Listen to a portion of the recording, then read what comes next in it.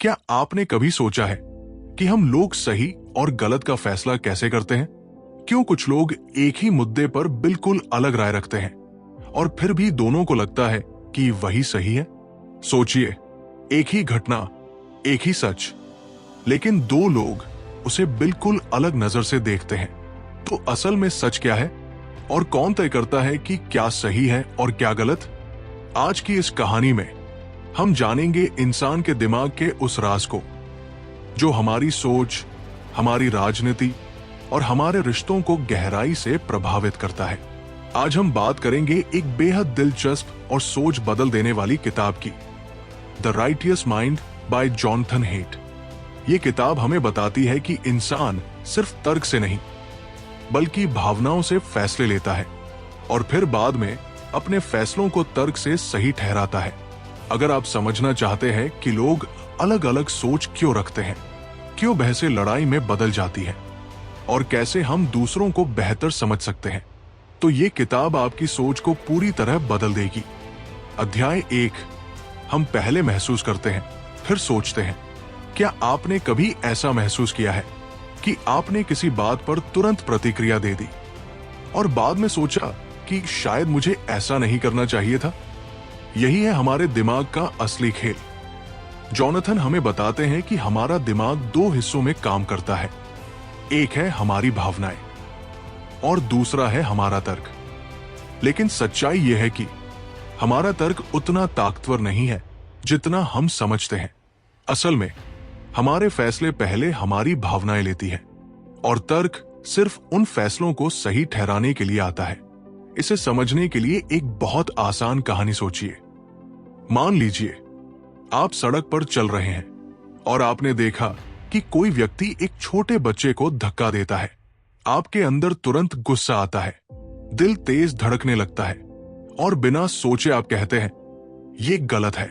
लेकिन अगर कोई आपसे पूछे क्यों गलत है, तब आप कारण ढूंढने लगते हैं। आप कहते हैं क्योंकि बच्चे को चोट लग सकती है, क्योंकि ये इंसानियत के खिलाफ है। ध्यान दीजिए, फैसला पहले ही हो चुका था और कारण बाद में आए। यही इस अध्याय का सबसे बड़ा सच है। जॉनथन इसे समझाने के लिए एक बहुत ही दिलचस्प उदाहरण देते हैं, हाथी और सवार का उदाहरण। हमारी भावनाएं एक हाथी की तरह होती है, बड़ी, ताकतवर और अपने रास्ते पर चलने वाली, और हमारा तर्क एक सवार की तरह होता है जो हाथी के ऊपर बैठा है और उसे दिशा देने की कोशिश करता है। लेकिन सच ये है कि सवार हाथी को पूरी तरह नियंत्रित नहीं कर सकता। अगर हाथी कहीं जाना चाहता है तो सवार सिर्फ उसके पीछे पीछे जाता है और फिर कहानी बनाता है कि वो उसी दिशा में जाना चाहता था। यानी हमारा दिमाग भी ऐसा ही काम करता है। पहले भावना फैसला करती है, फिर तर्क उसे सही साबित करता है। अब जरा अपने जीवन के बारे में सोचिए। जब आपने कोई बड़ी खरीदारी की, जैसे मोबाइल या गाड़ी, क्या आपने सिर्फ तर्क से फैसला लिया था? नहीं, पहले आपको वो चीज पसंद आई, अच्छा महसूस हुआ और फिर आपने उसके फीचर्स, कीमत और फायदे गिनाकर खुद को समझाया कि ये सही फैसला है। यानी भावना पहले, तर्क बाद में। इसी तरह जब हम किसी इंसान को पसंद करते हैं या नापसंद करते हैं तो उसके पीछे भी अक्सर कोई ठोस तर्क नहीं होता, बल्कि हमारी पहली भावना होती है और फिर हम कारण ढूंढ लेते हैं। यही वजह है कि बहसों में लोग अपनी बात पर अड़े रहते हैं, क्योंकि वो तर्क से नहीं बल्कि अपनी भावनाओं से जुड़े होते हैं। जब आप किसी की सोच को चुनौती देते हैं तो असल में आप उसकी भावना को चुनौती दे रहे होते हैं, और इंसान अपनी भावनाओं को बहुत मजबूती से पकड़ कर रखता है। तो अब सवाल यह है, अगर हमारा दिमाग ऐसा काम करता है तो हम क्या करें? पहला कदम है जागरूकता। जब अगली बार आप किसी बात पर तुरंत प्रतिक्रिया दें तो एक पल रुकिए और खुद से पूछिए, क्या ये मेरी भावना बोल रही है? दूसरा कदम है समझ। जब कोई दूसरा व्यक्ति आपसे अलग सोच रखता है तो उसे गलत समझने से पहले ये समझने की कोशिश कीजिए कि उसकी भावना क्या कह रही है, क्योंकि हर इंसान अपनी भावनाओं के हिसाब से ही दुनिया को देखता है। और यही इस अध्याय का सबसे बड़ा संदेश है। हम सोचते नहीं, हम पहले महसूस करते हैं और फिर अपनी सोच बनाते हैं। अगर आप इस एक बात को समझ लेते हैं तो आप ना सिर्फ खुद को बेहतर समझ पाएंगे बल्कि दूसरों को भी गहराई से समझ पाएंगे। और यही समझ आपकी जिंदगी को आसान, शांत और खुशहाल बना सकती है। अध्याय 2, नैतिकता के 6 स्तंभ। क्या आपने कभी सोचा है कि एक ही घटना को देखकर 2 लोग बिल्कुल अलग प्रतिक्रिया क्यों देते हैं? किसी को वही बात सही लगती है और किसी को वही बात गलत। तो आखिर ऐसा क्यों होता है? जॉनथन बताते हैं कि हमारी नैतिक सोच 6 मुख्य स्तंभों पर टिकी होती है। यानी हमारे अंदर 6 अलग अलग नैतिक बटन होते हैं जो अलग अलग परिस्थितियों में दबते हैं और उसी के अनुसार हमारी प्रतिक्रिया बनती है। आइए इन 6 स्तंभों को एक एक करके समझते हैं। पहला स्तंभ है दया, केयर। ये वो भावना है जो हमें दूसरों का दर्द महसूस कराती है। जब हम किसी को दुख में देखते हैं तो हमारा दिल पिघलता है और हम मदद करने के लिए आगे बढ़ते हैं। उदाहरण के लिए, सड़क पर किसी घायल व्यक्ति को देखकर अगर आपके मन में तुरंत मदद करने का विचार आता है तो ये दया का स्तंभ काम कर रहा है। दूसरा स्तंभ है न्याय, फेयरनेस। ये हमें सही और गलत का फर्क समझने में मदद करता है। जब हमें लगता है कि किसी के साथ अन्याय हुआ है तो हमारे अंदर गुस्सा पैदा होता है। जैसे अगर किसी मेहनती व्यक्ति को उसका हक न मिले तो हमें लगता है ये गलत है। तीसरा स्तंभ है वफादारी, लॉयल्टी। ये हमें अपने समूह, अपने लोगों के प्रति जुड़ाव महसूस कराता है। हम अपने परिवार, दोस्तों या देश के प्रति वफादार रहते हैं और उनके लिए खड़े होते हैं। जैसे जब भारत का मैच होता है तो हम पूरी दिल से अपनी टीम का समर्थन करते हैं, चाहे सामने कोई भी हो। चौथा स्तंभ है अधिकार, अथॉरिटी। ये हमें नियमों और व्यवस्था का सम्मान करना सिखाता है। हम अपने माता पिता, शिक्षकों या समाज के नियमों का पालन करते हैं क्योंकि हमें लगता है कि इससे व्यवस्था बनी रहती है। जैसे ट्रैफिक सिग्नल पर रुकना, ये सिर्फ नियम नहीं है बल्कि समाज में अनुशासन बनाए रखने का एक तरीका है। पांचवा स्तंभ है पवित्रता, सैंक्टिटी। ये हमें कुछ चीजों को शुद्ध और पवित्र मानने की भावना देता है, जैसे हमारे धर्म, परंपराएं या कुछ खास मान्यताएं जिन्हें हम बहुत सम्मान देते हैं।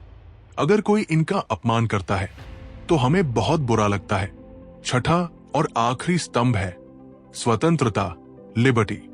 ये हमें अपनी आजादी की रक्षा करने की भावना देता है। हम चाहते हैं कि कोई हमें दबाए नहीं, कोई हमारी स्वतंत्रता छीन न ले। जैसे अगर कोई हमें जबरदस्ती कुछ करने के लिए मजबूर करे तो हम विरोध करते हैं। अब सबसे महत्वपूर्ण बात, हर इंसान इन 6 स्तंभों को अलग अलग महत्व देता है। कुछ लोग दया और न्याय को सबसे ऊपर रखते हैं तो कुछ लोग वफादारी, परंपरा और पवित्रता को ज्यादा महत्व देते हैं। और यही वजह है कि 2 अच्छे और समझदार लोग भी एक ही मुद्दे पर अलग राय रखते हैं। एक छोटा सा उदाहरण सोचिए। मान लीजिए कोई व्यक्ति नियम तोड़कर अपने परिवार की मदद करता है। अब एक व्यक्ति कहेगा ये गलत है क्योंकि नियम तोड़ा गया, और दूसरा कहेगा ये सही है क्योंकि उसने अपने परिवार की मदद की। दोनों अपने अपने स्तंभ के अनुसार सही है। यानी समस्या ये नहीं है कि कोई गलत है, बल्कि ये है कि हम अलग अलग नैतिक नजरिए से दुनिया को देखते हैं। अगर आप इस बात को समझ जाएं, तो आपकी सोच पूरी तरह बदल सकती है। आप लोगों को जज करना बंद कर देंगे और उन्हें समझने की कोशिश करेंगे। और यही इस अध्याय का सबसे बड़ा संदेश है। हर इंसान की नैतिकता अलग होती है और उसी के अनुसार उसकी दुनिया बनती है। जब आप ये समझ लेते हैं तो आपकी बहसें कम हो जाती है और रिश्ते मजबूत हो जाते हैं। अध्याय 3, हम और हमारा समूह। क्या आपने कभी महसूस किया है कि जब कोई आपके अपने लोगों के बारे में कुछ गलत कहता है तो आपको तुरंत गुस्सा आ जाता है, भले ही वो बात पूरी तरह सच ही क्यों न हो। फिर भी दिल मानने को तैयार नहीं होता। ऐसा क्यों होता है? जॉनथन कहते हैं कि इंसान सिर्फ एक व्यक्ति नहीं है, बल्कि वो हमेशा किसी न किसी समूह का हिस्सा होता है। हमारा परिवार, हमारे दोस्त, हमारा समाज, हमारा धर्म और हमारा देश, ये सब हमारे समूह हैं। और सच ये है कि हम अपने समूह के साथ इतने गहराई से जुड़े होते हैं कि हम खुद को उसी के नजरिए से देखने लगते हैं। यानी मैं धीरे धीरे हम बन जाता है। इसे समझने के लिए एक छोटा सा उदाहरण सोचिए। जब आप अकेले होते हैं तो आप एक सामान्य व्यक्ति हैं, लेकिन जैसे ही आप किसी भीड़ का हिस्सा बनते हैं, आपकी सोच बदल जाती है। मान लीजिए आप स्टेडियम में बैठे हैं और आपकी पसंदीदा टीम खेल रही है। जैसे ही आपकी टीम अच्छा खेलती है, आप खुशी से झूम उठते हैं, और जैसे ही दूसरी टीम अच्छा खेलती है, आपको थोड़ा बुरा लगने लगता है।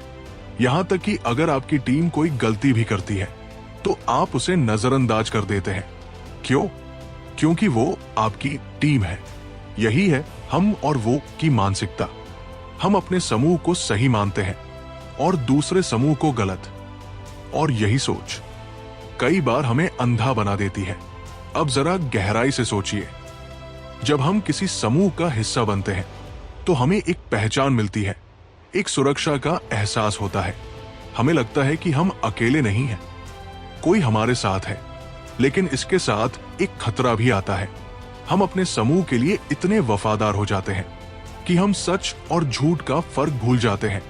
हम अपने लोगों की गलतियों को भी सही ठहराने लगते हैं और दूसरों की सही बातों को भी गलत साबित करने लगते हैं। एक बहुत ही साधारण उदाहरण देखिए। मान लीजिए दो लोग अलग अलग राजनीतिक विचार रखते हैं। दोनों अपने अपने समूह के समर्थन में तर्क देते हैं और दूसरे को गलत साबित करने की कोशिश करते हैं। लेकिन असल में दोनों ही अपनी टीम के लिए खेल रहे होते हैं। सच क्या है? ये पीछे रह जाता है और हम और वो आगे आ जाता है। जॉनथन कहते हैं कि हमारा दिमाग सिर्फ सच खोजने के लिए नहीं बना है, बल्कि वो हमारे समूह को मजबूत बनाने के लिए भी बना है। यानी हम सिर्फ सोचने वाले प्राणी नहीं हैं, हम समूह में रहने वाले प्राणी हैं। और यही वजह है कि हम अपने जैसे लोगों के साथ रहना पसंद करते हैं। हम ऐसे लोगों के साथ दोस्ती करते हैं जो हमारी तरह सोचते हैं, और धीरे धीरे हमारी सोच और भी मजबूत हो जाती है। लेकिन अगर हम सच में आगे बढ़ना चाहते हैं तो हमें इस दायरे से बाहर निकलना होगा। हमें यह समझना होगा कि हर समूह की अपनी सोच होती है और हर सोच के पीछे कुछ कारण होते हैं। अगर हम सिर्फ अपने समूह तक सीमित रहेंगे तो हमारी सोच भी सीमित रह जाएगी।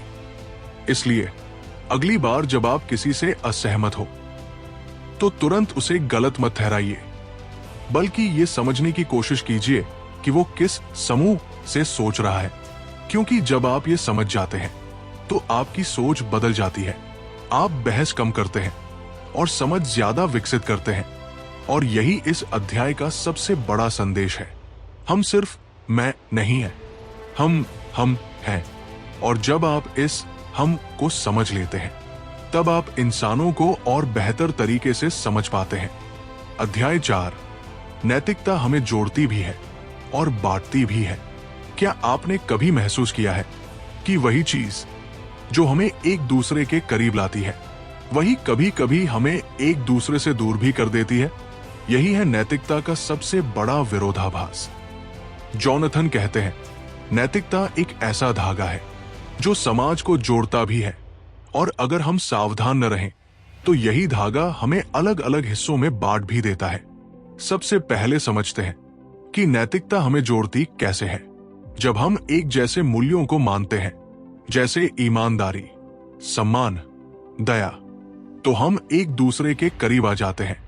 हमें लगता है ये इंसान मेरे जैसा है, इसकी सोच मेरी तरह है, और यहीं से बनता है भरोसा और रिश्ते मजबूत होते हैं।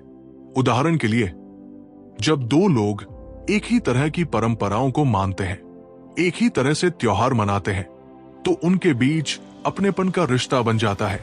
उन्हें समझाने की जरूरत नहीं पड़ती, वो बिना बोले भी एक दूसरे को समझ जाते हैं। यानी नैतिकता हमें जोड़ती है, हमें एक परिवार, एक समाज बनाती है। लेकिन अब इसका दूसरा पहलू देखिए। जब हम अपने मूल्यों को बहुत ज्यादा सही मान लेते हैं और ये मान लेते हैं कि सिर्फ हमारी सोच ही सही है, तो यही नैतिकता हमें दूसरों से दूर कर देती है। हम सोचते हैं जो मेरे जैसा नहीं सोचता वो गलत है, और यहीं से शुरू होती है दूरी, फिर बहस और कभी कभी टकराव। एक सरल उदाहरण से समझिए। मान लीजिए दो लोग अलग अलग सोच रखते हैं। एक कहता है नियमों का पालन सबसे जरूरी है, दूसरा कहता है इंसानियत नियमों से ऊपर है। दोनों की बात अपने अपने नजरिए से सही है, लेकिन अगर दोनों ये मान ले कि सिर्फ वही सही है, तो बहस कभी खत्म नहीं होगी, और धीरे धीरे ये बहस रिश्ते को भी नुकसान पहुंचा सकती है। जॉनथन कहते हैं कि जब हम नैतिकता को हथियार बना लेते हैं, तो हम दूसरों को समझने के बजाय उन्हें हराने की कोशिश करने लगते हैं, और यही सबसे बड़ी गलती है। क्योंकि जब आप किसी को हराते हैं तो आप उसका दिल हार जाते हैं। अब सवाल यह है कि हम इस स्थिति से कैसे बाहर निकलें। सबसे पहला कदम है विनम्रता। हमें यह स्वीकार करना होगा कि हमारी सोच पूरी सच्चाई नहीं है, बल्कि सिर्फ उसका एक हिस्सा है। दूसरा कदम है सुनना। जब कोई आपसे अलग सोच रखता है, तो तुरंत जवाब देने के बजाय पहले उसकी बात को समझने की कोशिश कीजिए। उसकी कहानी क्या है, उसकी भावना क्या है, क्योंकि हर सोच के पीछे एक अनुभव होता है, एक कहानी होती है, और जब आप उस कहानी को समझ लेते हैं, तो आप उस इंसान को भी समझने लगते हैं। तीसरा कदम है जुड़ाव। हम सब अलग हैं, लेकिन फिर भी कहीं ना कहीं जुड़े हुए हैं। हम सब इंसान हैं, और हमारी मूल भावनाएं एक जैसी हैं, खुशी, दुख, डर, उम्मीद। अगर हम इन भावनाओं के स्तर पर जुड़ना सीख लें, तो हमारी नैतिकता हमें जोड़ने का काम करेगी, न कि बांटने का। और यही इस अध्याय का सबसे बड़ा संदेश है। नैतिकता एक ताकत है। अगर आप इसे समझदारी से इस्तेमाल करते हैं, तो ये रिश्ते बनाती है, समाज को मजबूत करती है। लेकिन अगर आप इसे अहंकार के साथ इस्तेमाल करते हैं, तो यही नैतिकता दीवारें खड़ी कर देती है। इसलिए अगली बार जब आप किसी से असहमत हो, तो उसे गलत साबित करने की जगह उसे समझने की कोशिश कीजिए, क्योंकि समझ ही वो पुल है जो दिलों को जोड़ता है, और यही असली जीत है। अध्याय 5, समझ ही असली ताकत है। क्या आपने कभी महसूस किया है कि जब कोई आपको सच में समझता है, तो आपको कितना सुकून मिलता है, और जब कोई बिना समझे आपको जज करता है, तो दिल कितना भारी हो जाता है? यही फर्क है समझ और केवल तर्क में। जॉनथन इस अध्याय में हमें एक बहुत गहरी बात समझाते हैं। इस दुनिया में सबसे बड़ी ताकत ज्ञान या तर्क नहीं है, बल्कि समझ है। क्योंकि तर्क हमें सही साबित कर सकता है, लेकिन समझ हमें इंसान बना देती है। जरा सोचिए, जब दो लोग बहस करते हैं, तो उनका असली मकसद क्या होता है? अक्सर जीतना। हर कोई चाहता है कि उसकी बात सही साबित हो जाए। लेकिन इस चक्कर में हम एक बहुत जरूरी चीज भूल जाते हैं, रिश्ता। जब हम सिर्फ जीतने के लिए बोलते हैं, तो हम सामने वाले को सुनना बंद कर देते हैं, और जब सुनना बंद हो जाता है, तो समझ भी खत्म हो जाती है। इसीलिए जॉनथन कहते हैं कि अगर आप सच में किसी को प्रभावित करना चाहते हैं, तो पहले उसे समझिए। अब इसे एक छोटे से उदाहरण से समझते हैं। मान लीजिए आपका कोई दोस्त आपसे बिल्कुल अलग सोच रखता है। आप उसे बार बार तर्क देते हैं, उसे समझाने की कोशिश करते हैं, लेकिन वो नहीं बदलता। क्यों? क्योंकि आप उसकी सोच नहीं, बल्कि सिर्फ अपनी सोच उस पर थोपने की कोशिश कर रहे हैं। लेकिन अगर आप एक पल रुके और उससे पूछें, तुम ऐसा क्यों सोचते हो, और सच में उसकी बात सुने, तो अचानक कुछ बदलने लगता है। आपको उसकी दुनिया समझ आने लगती है, और उसे लगता है कि कोई उसे समझ रहा है। और यहीं से शुरू होता है असली बदलाव। क्योंकि इंसान तर्क से कम और भावना से ज्यादा जुड़ता है। जब उसे लगता है कि आप उसे समझते हैं, तभी वो आपकी बात सुनने के लिए तैयार होता है।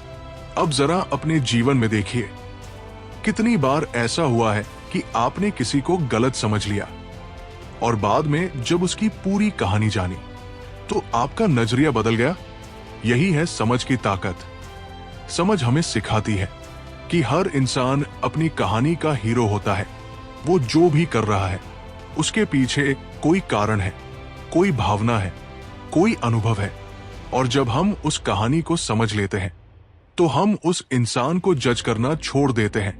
अब सवाल यह है कि हम अपने अंदर ये समझ कैसे विकसित करें। पहला कदम है धैर्य। जब कोई आपसे अलग बात कहे तो तुरंत प्रतिक्रिया मत दीजिए, थोड़ा रुकिए और उसे पूरी तरह सुनिए। दूसरा कदम है जिज्ञासा। लोगों को बदलने की कोशिश करने के बजाय उन्हें समझने की कोशिश कीजिए। उनसे सवाल पूछिए, उनकी सोच के पीछे के कारण जानिए। तीसरा कदम है सहानुभूति। खुद को उसकी जगह रखकर सोचिए, अगर आप उसकी स्थिति में होते तो क्या आप भी वैसा ही महसूस करते? और जब आप ऐसा करते हैं तो धीरे धीरे आपकी सोच बदलने लगती है। आप ज्यादा शांत हो जाते हैं, आपकी बहसें कम हो जाती है और आपके रिश्ते मजबूत हो जाते हैं, क्योंकि अब आप जीतने के लिए नहीं, समझने के लिए जी रहे होते हैं। और यही इस अध्याय का सबसे बड़ा संदेश है। समझ ही असली ताकत है। तर्क आपको सही साबित कर सकता है, लेकिन समझ आपको महान बना देती है। इसलिए अगली बार जब आप किसी से बात करें तो सिर्फ बोलने की नहीं, सुनने की कोशिश कीजिए, क्योंकि कभी कभी एक सच्ची समझ 1000 तर्कों से ज्यादा ताकतवर होती है। अगर आप यहां तक हमारे साथ बने हुए हैं तो दिल से धन्यवाद। आप उन लोगों में से हैं जो सिर्फ सुनते नहीं बल्कि समझते हैं और अपनी जिंदगी को बेहतर बनाना चाहते हैं।